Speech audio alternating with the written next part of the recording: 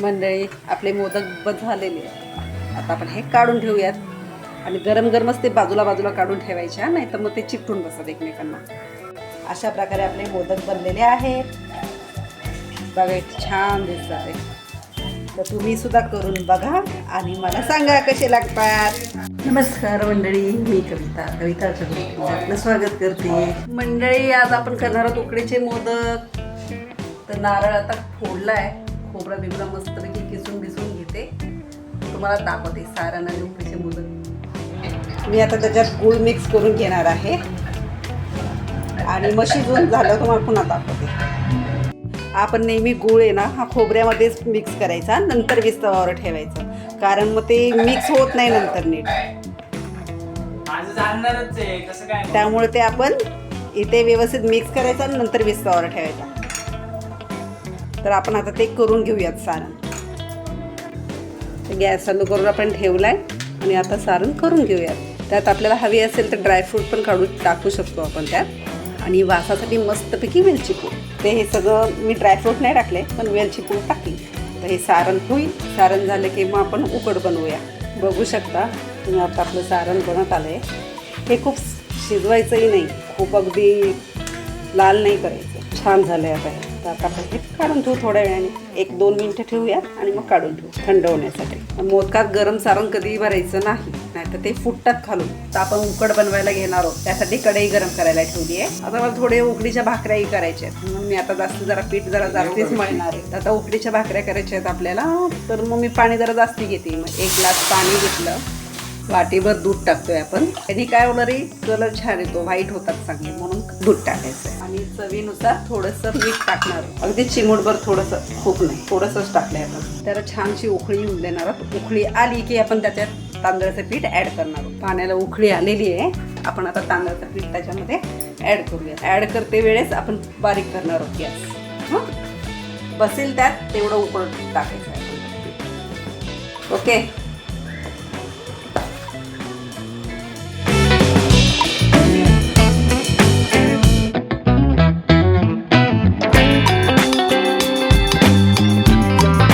बसेल अजून, बस एवढं पुरे आहे. आता हे 5 मिनिटं आपण मंद आचेवरती ठेवून द्यायचं. भाप पाण्यासाठी ठेवून द्यायचं. झाकण ठेवूयात आपण त्याच्यावर 10 मिनिटं तरी ठेवूया. नंतर गार करून छानपैकी मळून घेऊ. आणि उकडला वरतून पाणी टाकायचं नाही. पाणी टाकलं तर ते पातळ होतात आणि व्यवस्थित होत नाही मोदक. कारण जेवढे पण वाफवलेले आहेत तेवढ्यातच सगळं करून घ्यायचं. 10 मिनिटं झालेले आहेत, आपण आता ते बंद करूया. सारण बघा आपलं थंड झालेलं आहे. आता बघू शकता किती छान दिसतंय. कलर अगदी व्यवस्थित जसं आपल्याला हवा आहे ना, अगदी छान तसंच झालेलं आहे. जास्ती हे पण ओलंही नाही आणि जास्ती सुकंही नाही. आता आपण ही उकड परातीमध्ये काढून घेतली आहे. आता ही आपण गरम गरमच छान मळून घेणार आहोत. तेलाचा हात लावून, वाटलंच तर फक्त पाण्याचा हात लावायचा आहे, पाणी त्यात ओतायचं नाही. फक्त पाण्याचा हात ओला करून लावायचा, कारण ते गरम आहे, मळण्यासाठी आपल्याला वेळ लागणार आहे. बघू शकता तुम्ही पिठामध्ये आपलं छान झालं आहे. आता पाण्याचा हात फक्त लावू नये, फक्त हे असं फक्त करून पिठाला लावलेलं आहे. पाणी ओतलेलं नाही, छान मऊसूत झालेलं आहे. आता आपण थोडंसं तेल लावू आणि त्याला छानसा गोळा करून घेऊ आणि हे झाकून ठेवायचं आहे आपल्याला गरम गरम. बघू शकता तुम्ही किती छान मस्त लुसलुशीत झालाय गोळा. आपला गोळा तयार झालाय. आता आपण घेऊयात मोदक करायला. त्याआधी पहिल्यांदा आपण चाळणीला व्यवस्थित तेल लावून घेऊया. वाफेला ठेवायचं आहे आपल्याला त्यासाठी. आणि एका पातेल्यात पाणी गरम करायला ठेवायचं आहे, जेणेकरून मोदक झाले की उकड करायला लगेच ठेवता येईल. लगेच नाही, 5-6 मोदक झाले की आपण ठेवूया. तेलाचा हात घेऊन आपण एक छानसा गोळा घेणार आहोत. तो हातावर छानपैकी मळून घेणार आहोत. त्याची आता आपण पाळी पाडूयात.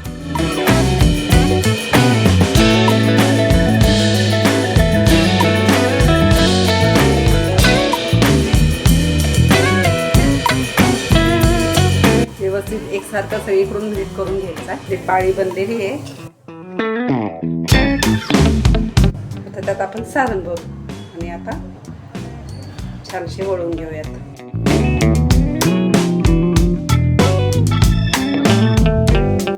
हे जास्तीचं पीठ आहे, हे वरती ते आपण काढून घेऊया.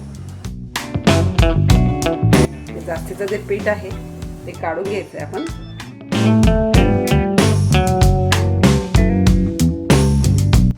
बघू शकता किती छान झाले आपला मोदक. आता मी सगळे बनवून घेते, मग दाखवते तुम्हाला. 3-4 मोदक म्हणजे होत आले.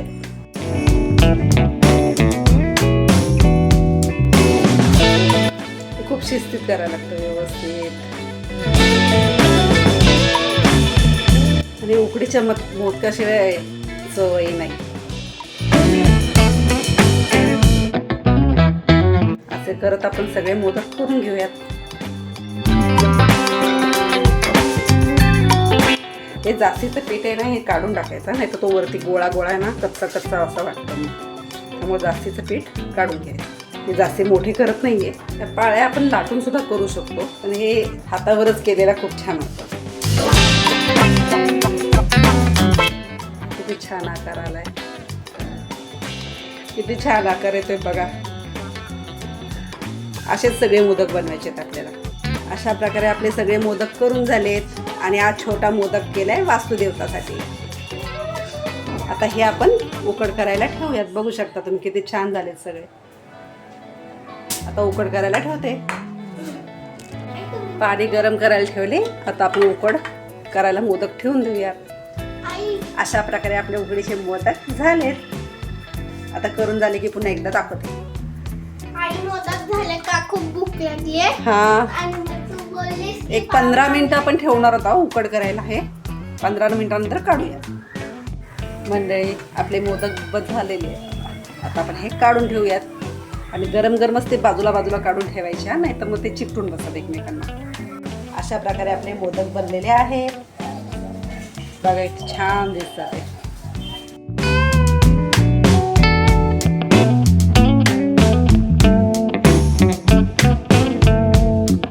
मोदकाची रेसिपी तर तुम्ही सुद्धा करून बघा आणि मला सांगा कसे लागतात. गरमागरम मोदक तयार. आता हा मी 11 मोदकाचा नैवेद्य दाखवणार आहे बाप्पाला. रेसिपी आवडल्यास लाईक करा, शेअर करा आणि कशी झाली मला कमेंट्समध्ये नक्की सांगा. त्रिशाबाई आलेली आपली. आली मस्ती करायला. शाळा सुटली तिची, आता आली. बघा कशी मस्त उकडीची भाकरी आहे. कशी छान फुलते बघा. छान मऊसूद होते. मोदक बनवून झालेत म्हणजे तुम्हाला दाखवते मी. मोदक बनवून झाले. मोदकाची रेसिपी टाकणार आहे मी, ते नक्की जाऊन बघा तिकडे. आपली चकली, शंकरपाळ्या आणि ह्याची टाकली मी, तांदळाच्या वड्याची रेसिपी टाकलेली, पुन्हा शेपूची वडीची टाकलेली आणि आता उकडीच्या मोदकाची रेसिपी टाकली. ढोकळ्याची ती हर्षची आहे, ती पण जाऊन तुम्ही नक्की बघा. आणि एक मोदकाची आहे. माझ्या उकडीच्या भाकऱ्या चालल्या. भाकऱ्या करून घेते. तिने काय बनवलंय? ओ, कांदा कापून द्या, मग मी भजी करते. आता दुसरं बघायचं का? कमी उजेड पडतो त्यामुळे लाईट लावायला लागते. ते ओरडायला लागले. 2-2 लाईटी लावल्यात. छान बनवलंय, छान एकदम मस्त. त्रिशा भाकऱ्या करून घेते. आता करत आहोत आम्ही आरती, कारण की आज आहे संकष्ट चतुर्थी. विघ्नाची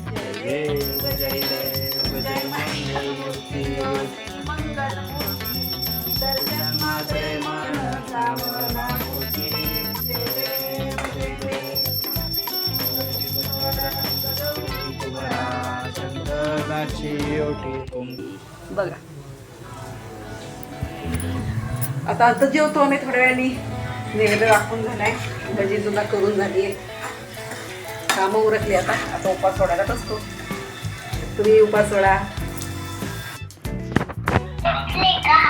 जागी की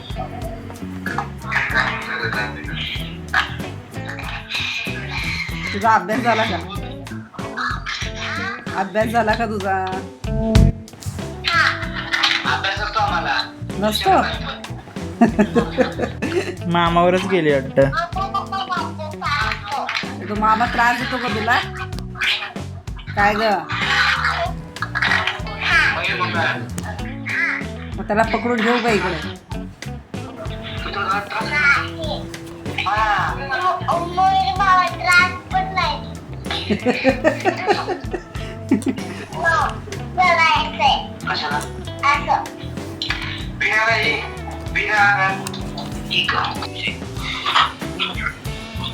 तू दुसरे रील बघितले नाही का?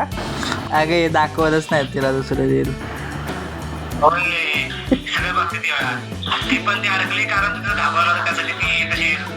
मला भेटली की तेवढंच काय बोलते, वेगळं काय बोलतच नाही आता.